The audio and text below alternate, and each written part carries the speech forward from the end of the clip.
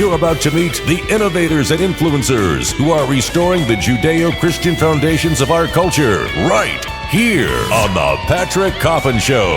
And now, here's your host, Patrick Coffin.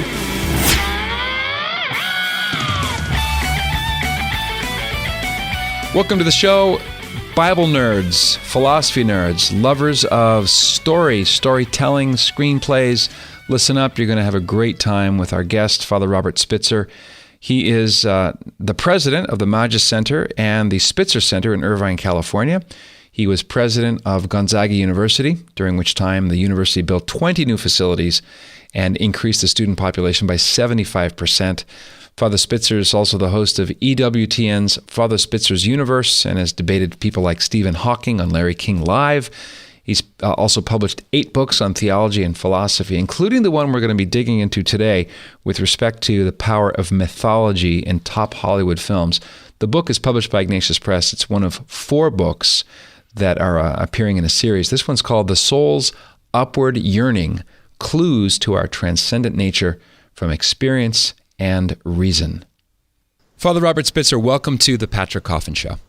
Oh, great to be with you again, Patrick, and especially in this new venue. Yeah, thank you. I'm looking forward to diving deep into something that you and I spoke about in a different conversation on another show about the soul's upward yearning, right. Your Ignatius Press book, Clues to Our Transcendent Nature from Experience and Reason. And that is, as a writer, as someone who loves the craft of storytelling and screenwriting, Father, I loved your chapter, The Sacred and the Cosmic Struggle.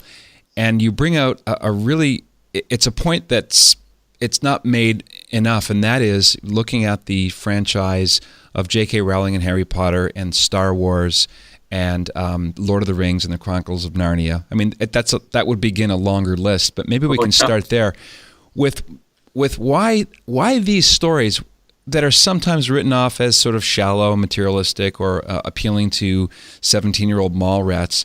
But in every country and just about every language, these are mega hits. What do they tap into, and why do you think? Well, I'm a believer in some parts of Jung's theory. Of course, some parts of Jung's theory are obviously pretty heterodox. But in this particular case, I really do think there's something akin to what I'm going to call a myth. And a myth is a certain kind of story. It's a story about the sacred breaking into the world. Mm-hmm. It's not just, a myth is not a falsity, first of all. Yeah. A myth is a very technical term. It refers to a kind of story, a story that has cosmic significance, sacred significance, transcendent significance, particularly the transcendent or sacred breaking into the world, sacralizing the world. So the undercurrent of such a story is, of course, there's something that needs to be sacralized, something that may be evil. It's not just secular. It's basically secular in a wanting way. You might call it the dark side of the Force, just in Star Wars language. But there's something that's deeply wrong that needs to be made right again by the breaking through of the sacred into the world. So we've got this myth inside of us. Now, I borrowed those terms from Mircea Eliade, but I think Jung and Eliade are on the same wavelength. There's something there. A quick sidebar. Mircea Eliade, Sure. Eliade, I should say, University of Chicago, his main oeuvre, or I guess the one big thing that he studied was the power of myth, and the fact that we I guess it's perhaps the next generation of Jungian psychiatry, and that is we're not only homo religiosus but homo symbolicus, right? This That's collective right. unconscious. Right. Is that am I half right? Yeah, in this book, The Sacred and the Profane, which is probably one of his easiest books to understand. He's got a very fine book on the myth of the eternal return and a large number. He even edited the whole Encyclopedia of Religion. I mean, a remarkable, prolific man. But in that book, The Sacred and the Profane, he just describes, what's going on interiorly, in every human being. In other words, that we not only have a desire for the sacred, a la Rudolf Otto, right? We not only sense the presence of the sacred, the mysterious, what he calls the numinous, right, in our lives. We've got something interior to us. Yes, it's God. God is interior to us. But God manifests himself not just in what Otto would call the numinous feelings, the numinous consciousness, this sense of the mysterious other with a capital O being present to us, that we have inside of us. There's also, it's articulated within the context of almost like an alert. God is saying to us, by the way, here I am, the mysterious, inviting, fascinating, sacred, transcendent, holy other with a capital O present to you. But I'm giving you an alert as well. All is not well in the world. You should be aware of the fact that you're being born into a cosmic struggle between good and evil. And that, I would contend, along with Jung, is present not only in adults, but is present in kids. And kids already have the symbols that are present in that myth. They already have them somewhat articulated, somewhat, they're beginning to push those symbols outward that are part of the myth into their own, what he would call, from the unconscious mind to the conscious mind. So, and what's the myth all about? The myth is all about every man, right? And like Frodo Baggins in Tolkien's work, or Luke Skywalker in Star Wars, or Harry Potter in Harry Potter. Could we add George Bailey from Frank Capra's It's a Wonderful Life? Yeah, absolutely.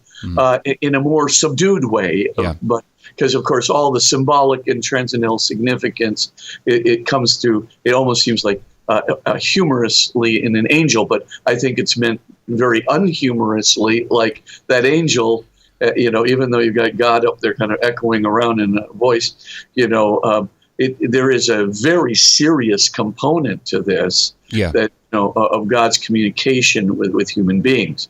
But anyway, I would just say, we have this myth. We know it from the time we're kids. We know it, although it has different expressions culturally. We'll still know it in China, right? The hero with 1,000 faces, right? We're going to know it in China, know it in India. That we are aware that all is not right with the world. Something is deeply wrong. But there is this sacred element that we're aware of, the mysterious, numinous, transcendent, spiritual, fascinating, inviting, energizing other who's present to us, and that is the good. There's a goodness there that's present in us and with us, but also at the same moment he's revealing himself and inviting us into a deeper relation with himself. He's also saying, beware, beware, beware of the forces of darkness.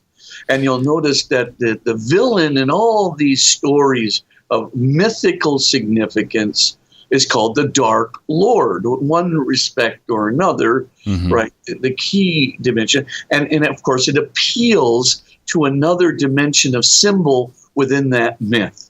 So, and of course, within the myth that we carry inside of us, we have feelings.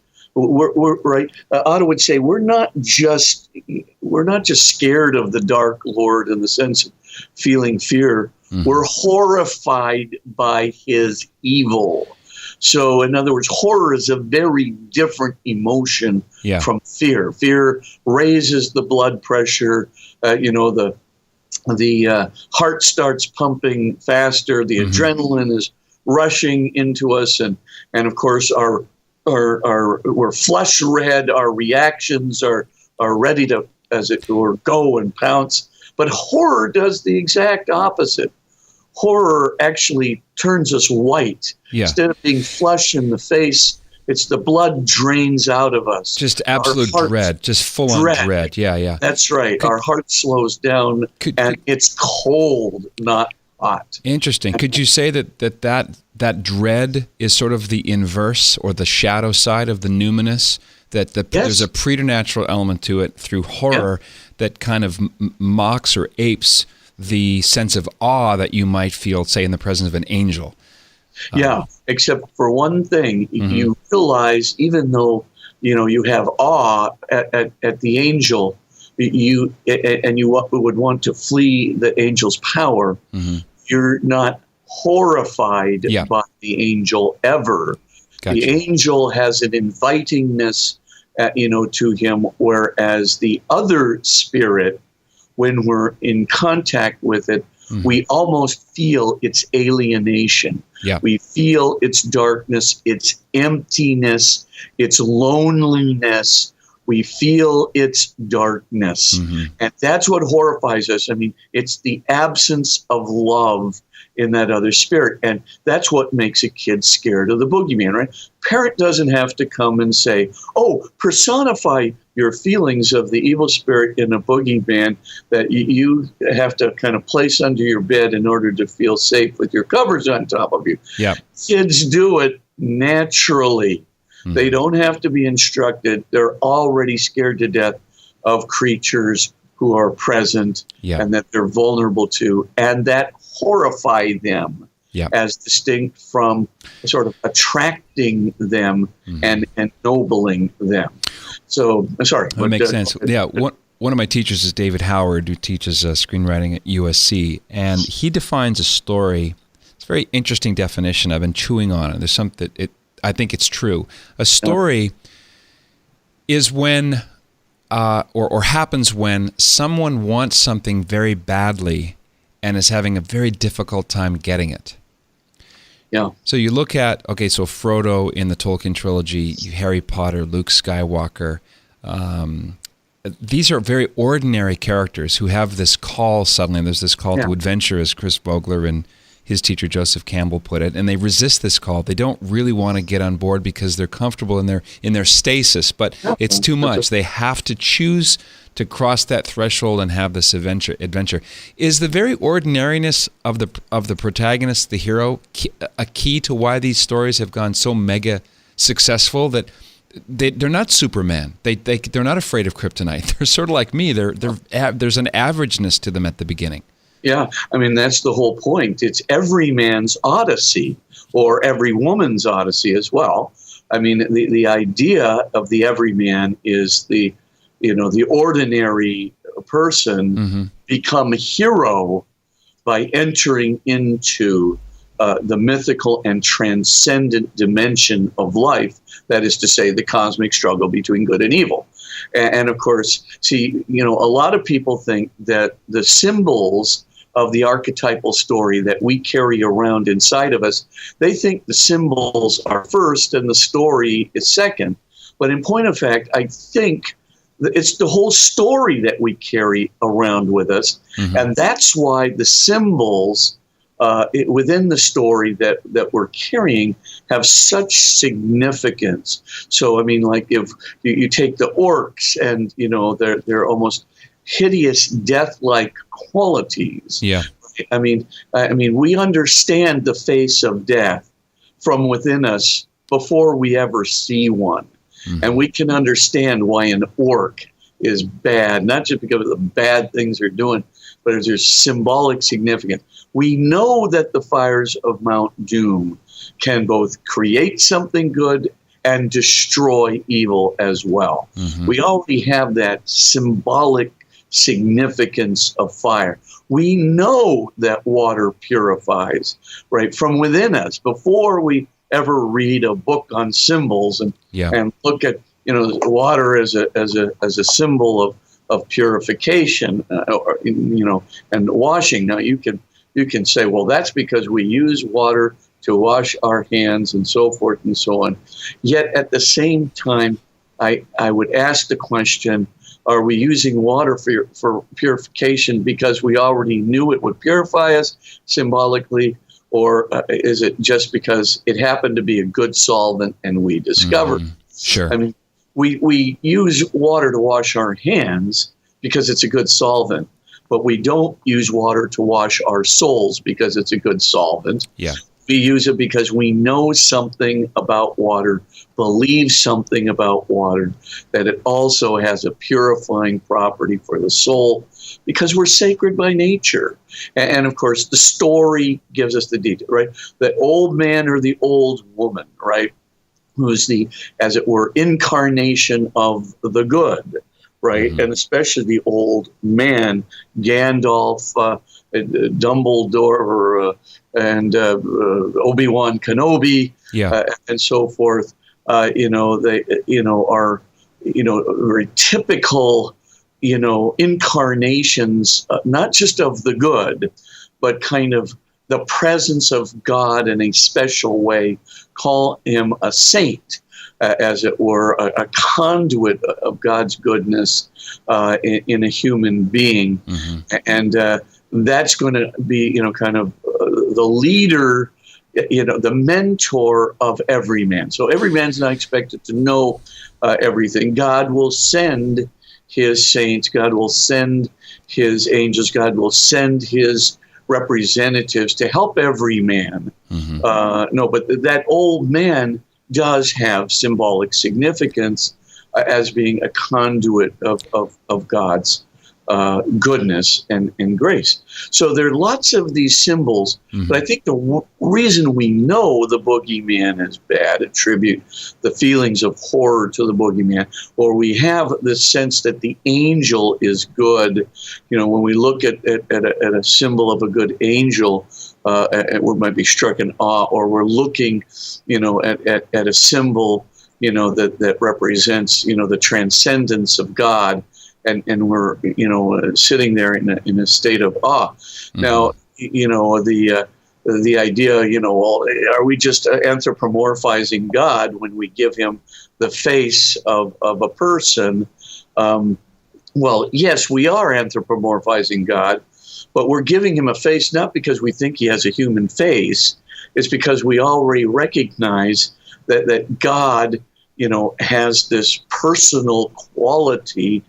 And our best way of dealing with the personal quality of any being is eyes and face and gestures through which the emotions, the eyes are the windows to the soul. So we do this, but of course, God does in a way have a face. He certainly has the face of Jesus Christ, and he has a face too with all the various people in the story. You mentioned anthropomorphizing and the depiction of the Father in all the stories we're talking about, the Yoda character, the mentor, the sort of symbolic creator, that fits wonderfully into the fatherlessness of all the heroes in each story. They're they're rootless because there's either the father's been killed or missing, or there's a question mark there. So or been turned to the bad side. Or been turned to the bad side, right, as Luke discovers.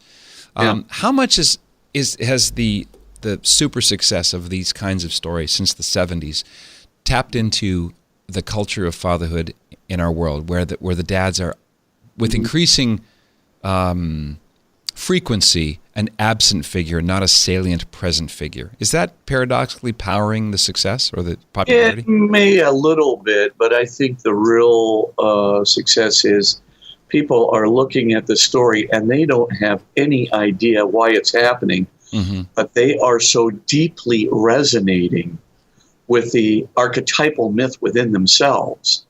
They are literally at home in the myth.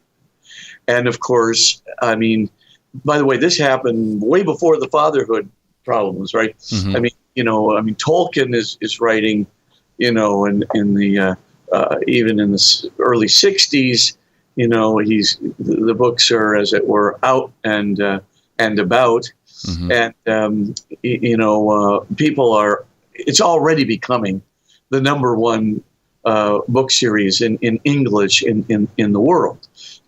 So I mean, it didn't need a lot of cultural push, and it really achieved great success in a lot of non-Western cultures as well. Yeah. So what you're dealing with is I think a strong identification resonance with an internal story.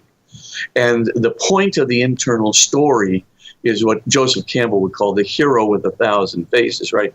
We are the everyman hero or heroine, whether, we so strongly identify with this, right, that it helps us to face our fear of evil and to try and do the right thing and to avoid, the influence of and the horror of evil, even though we realize that evil is almost tempting us by power. So it's always the same thing. The oracle or the evil, basically person, spirit, that has the capacity to tempt us with what? With power that really should not belong to us. Knowledge about the future and transcendent things that really would not do us good. It really doesn't belong to us. If God didn't reveal, I mean, we even have it in our Adam and Eve story. The whole subtext of Adam and Eve, right, is the fact that that the serpent comes, the devil, right? Serpent comes and says, "Hey, there's a couple of things that God hasn't given you." Yeah. And it's like, what? He's holding back the aces. Holding back. Yeah. I mean, there's that tree in the middle. I mean, how come he doesn't want you to be like him? That's the deal. God is really holding back because it's not for your good. It's because he doesn't want you to be his equal. So it's always this logic of power. It's always this logic of pride. It's always this logic of, egocentricity, power, domination, and self-worship. That's the temptation. And of course, the ring is that. It's a ring of power. It is. This is in Tolkien's work. It's a ring, not only of power, but it's a ring that makes even Frodo, who seems to have almost in his everymanness an immunity to that kind of arrogance and pride that it's trying to suck him into, right? I mean, he's becoming influenced by it. And the more it influences him with power and pride, right, the more violent, right? He strikes out with these kind of violent sort of things. It's almost affecting him in his soul. So, but do we resonate with this? Of course. That's why when we're just looking at this, or my little 8-year-old niece, is looking at this, right? I mean, she is fascinated. It's not just the imagery and the music, and those things are part of it. It's not just the adventure. It's not just a good adventure story. It's much more than an adventure. What it's really about is entering into a domain of the cosmic struggle where I become heroic. And could you all say the hero genes are kind of quavering in this little girl as she's watching these programs. Sorry. And she and I and you and other people who either read the books or see the movies, we vicariously participate in the choices and the experience of the hero. Is that not this is the jet fuel that carries us along? That's right. We know we're called to be heroic in the struggle against good and evil. We want to be on the side of cosmic good. We don't want to be on the side of cosmic evil. We want to have within us the courage to face evil, even though it's terrifying. And we want to have, so it's calling us to this virtue of courage to face evil. Yeah. But it's also calling us not to be seduced by evil, because there's always, it's not just the courage theme, there's the seduction scene. in every single myth of transcendental and cosmic significance. Now, what is the seduction? For me to be God instead of God, for me to want the power to rule over people instead of being one of the people that God rules. And of course, the final, seduction is that, if I have this power, if I have this capacity to rule, and I have this knowledge, I am likened unto God myself. And, the Adam and Eve, back again. Is this, I'm looking at the four that we've sort of selected because you touch on them in the chapter from your book, The Soul's Upward Yearning. And I'm looking at the backdrops of each of the writers. And I don't have soul reading apparatus, and I'm not trying to psychoanalyze here. But on the one hand, you have George Lucas and Lawrence Kasdan, who to me wrote along with J.J. Abrams directing the final one. Kasdan and Lucas seem like pretty secular fellows. I don't know much about their own backdrop. J.K. Rowling, she said different things about her own religious worldview. And then we come to more explicit writers like C.S. Lewis and J.R.R. Tolkien. Are all of these stories and franchises that they've crafted a kind of a call to personal holiness? Is that the brass ring? I don't mean the ring you were talking about, but is the upward bounce that their trials and tribulations do to them when they bring the elixir home, when they finally, they have that dark moment of the soul and they embrace it, and we vicariously are cleansed, right? We have that catharsis. Is that on some level a secular version of personal sanctity? Does this question even make sense? Yeah, it does make sense.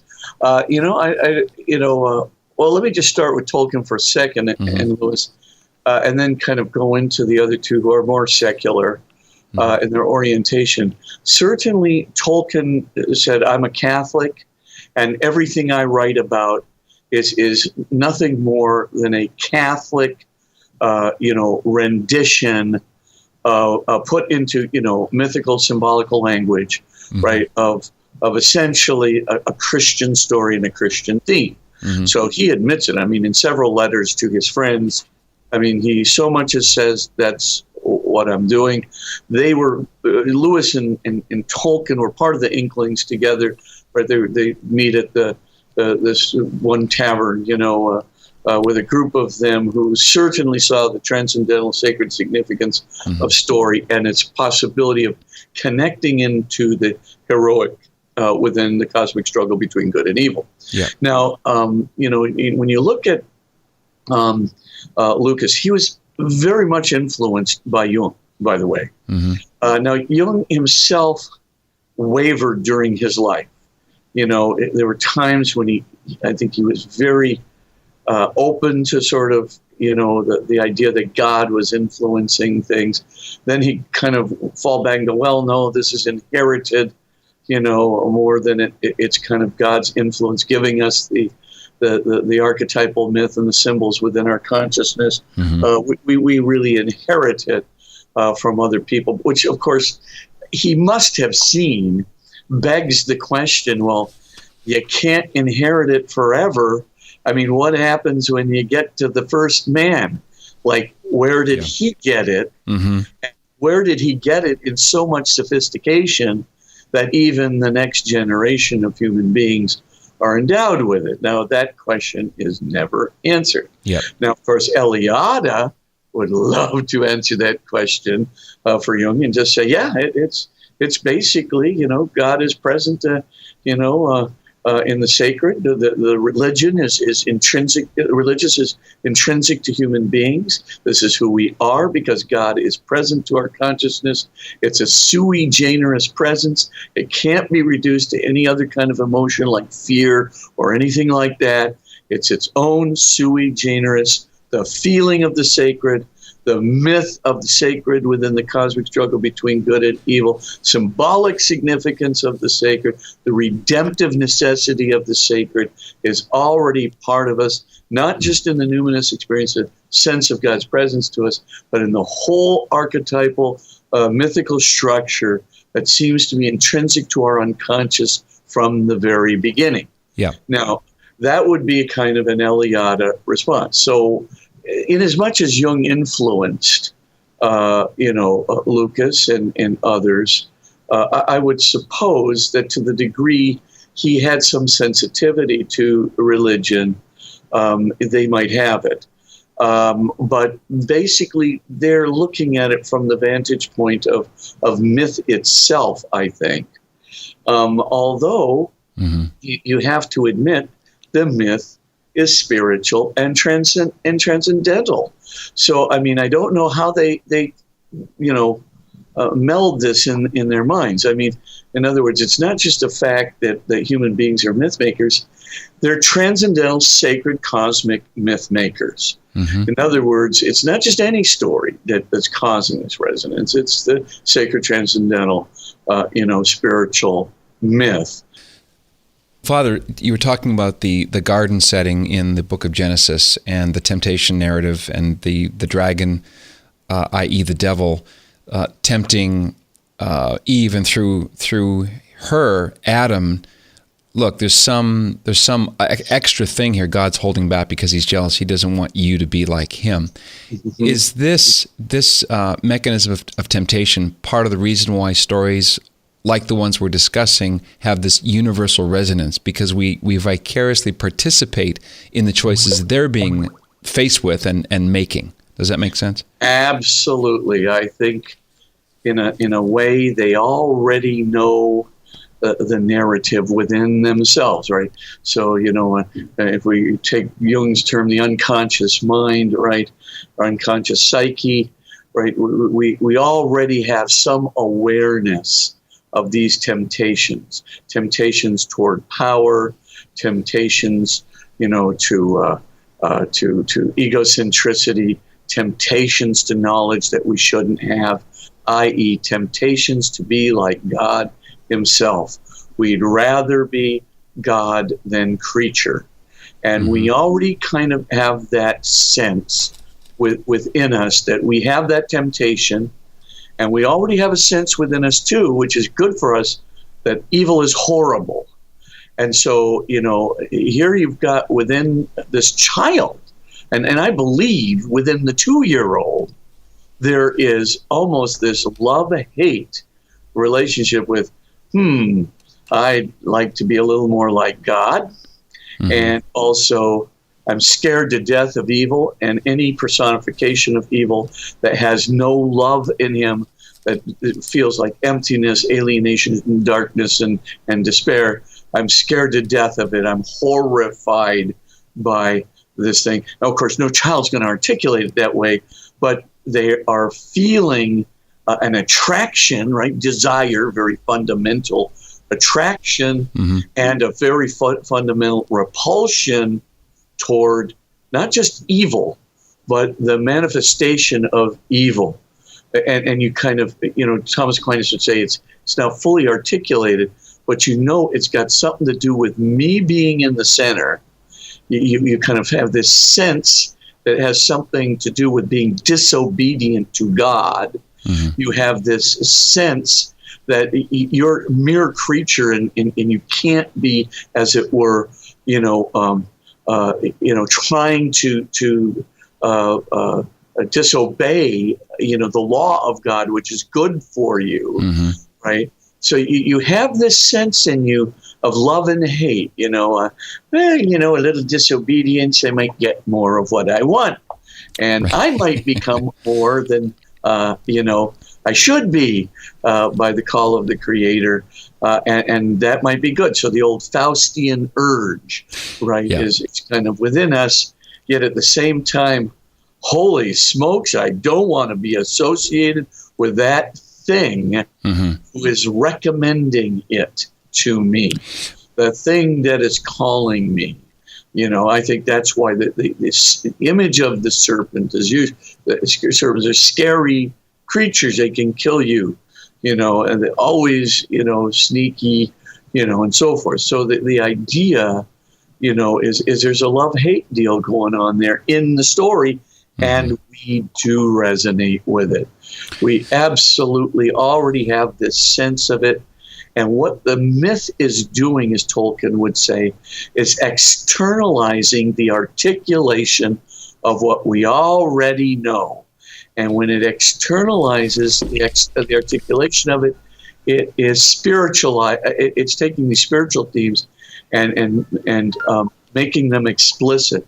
So, I mean, we've got spiritual feelings, and there's nothing in the material world, right, that can